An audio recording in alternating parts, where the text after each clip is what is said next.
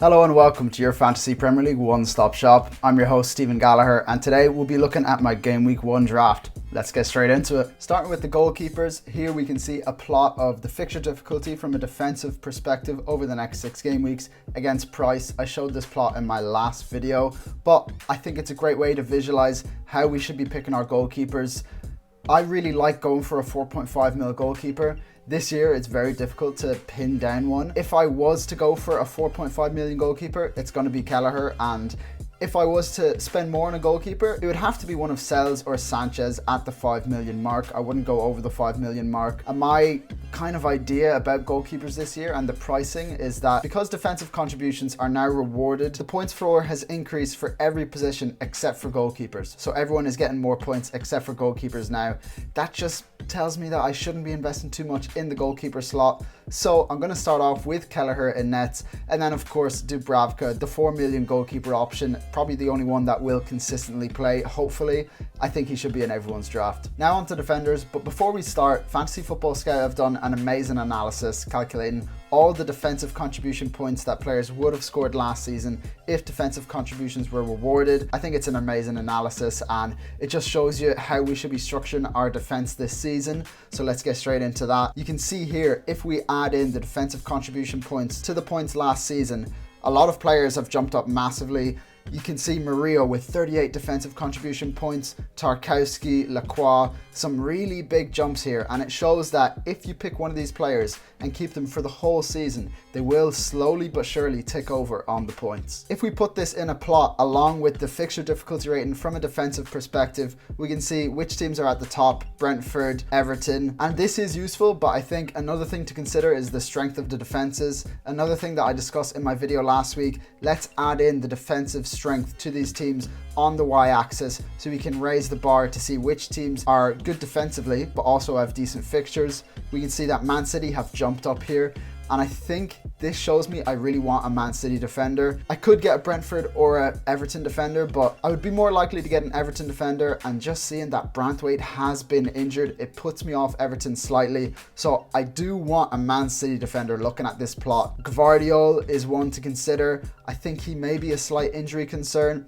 Aït-Nouri is definitely one to consider, and I really like his upside here. I wouldn't necessarily suggest going for him if you want a guaranteed starter, because not many players are in a Pep Guardiola team, but I really like Aït-Nouri's upside to start the season. The fixtures look good. Let's lock him into the team. If we look a bit lower down on the plot, we can see a cluster of teams here. Nottingham Forest is one of those teams, and Murillo is out on the far right. We saw how good he was for defensive contribution points, and I do think I want a slice of that pie, so let's lock him into the team. For my next pick, we're gonna have to look a bit lower down on the plot because the fixtures aren't necessarily there for Crystal Palace, but Munoz is very attacking. He's not even a defender when you look at the positions that he picks up. I know the fixtures aren't there, but I can rotate him with my other defensive options, and I really want the high upside pick of Munoz in my team, so let's lock him in there.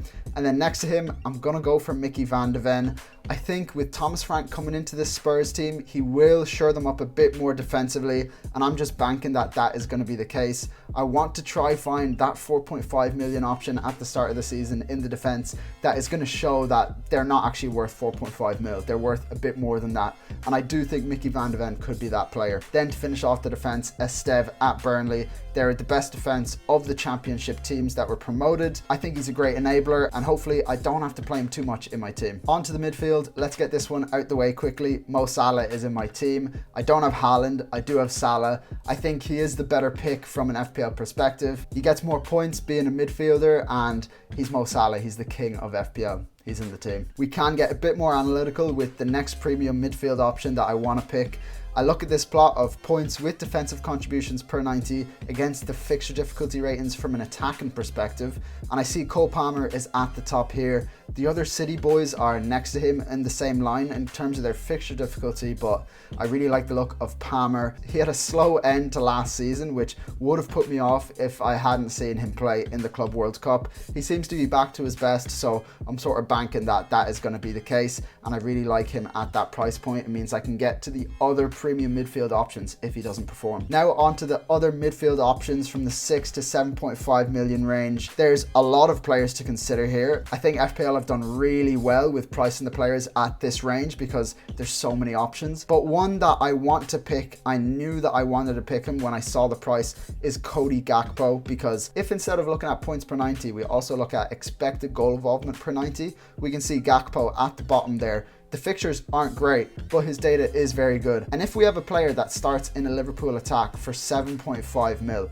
that is definitely something that I want to be a part of. Next to him, I'm gonna go for Morgan Rogers. When you look at the plots, he actually doesn't show up amazingly, but I do see his career on an upward trajectory. He's a young player. The fixtures for Villa are so good. From what I've seen online and on Twitter, it looks like he is going to start game week 1. So I think with those fixtures and how I see him as a player in FPL, he's so effective. The duo with him and Watkins, I really like the look of them this season. So I'm going to put Rodgers into the team. Next up, we're going to be picking a player on pre-season form. And this is another thing that Fantasy Football Scout have on offer. If you're a member, they have a pre-season tracker, which has been so useful for me just to look at how many minutes everyone's been getting, all the goals and assist data that we can see from the preseason, and the player that I'm picking off this basis is Harry Wilson. I know there's a lot of 5.5 million options. You could go for more of a DEFCON approach with Anderson, could go for Reinders, he looks very good. There's so many players at this price point, but I like Harry Wilson because of his really low ownership. He could be a big differential for me. I'm not planning on playing him every week. He will be rotating in and out of the squad, and I'm happy to have a player at 5.5 mil rotating in and out.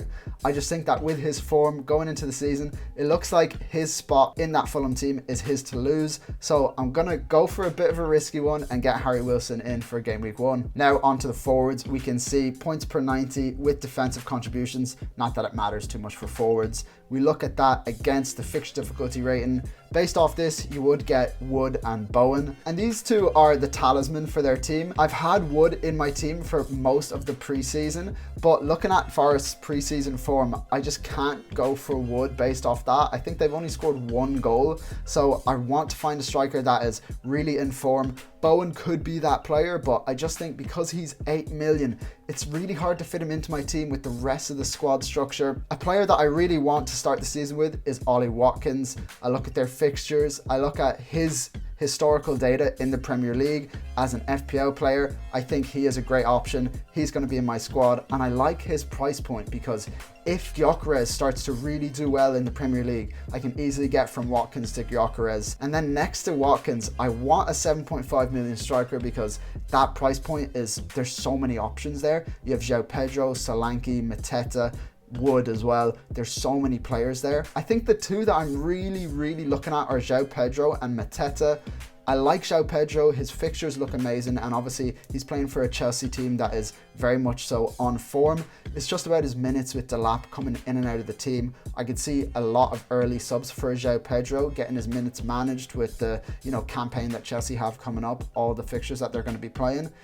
So I really like the look of Mateta for that reason. I think his minutes are the most secure and his preseason form has been unbelievable. The fixtures definitely aren't there, but with Mateta's form, I really want him in my squad. So let's lock him in there. And then of course, Mark Giu to finish off the squad, the 4.5 million enabler. This is my team for game week 1. There could be a few changes to the team, but I'll show you guys what this looks like in my game week 1 lineup. We have Mo Salah captained. We have Munoz on the bench with Mark Giu and Esteve. And then game week 2, Munoz comes into the squad and Murillo comes out of the squad. Harry Wilson is still in there, but then in game week 3, Harry Wilson is then on the bench and we play a 4 at the back, which I could definitely see being a bit of an option this season. Then in game week 4, we have Aït-Nouri against Man United, and then he plays Arsenal the next game week. I know he has Burnley and Everton in 2 of the next 3 after those fixtures, but you gotta go game week by game week, and I look at those Liverpool fixtures and I really want a Liverpool defender in game week 4, whether that's Van Dijk or Frimpong. I'm going to put Frimpong in here just because he's a bit more of an interesting option, and I get to see how Liverpool play for the first 3 games of the season.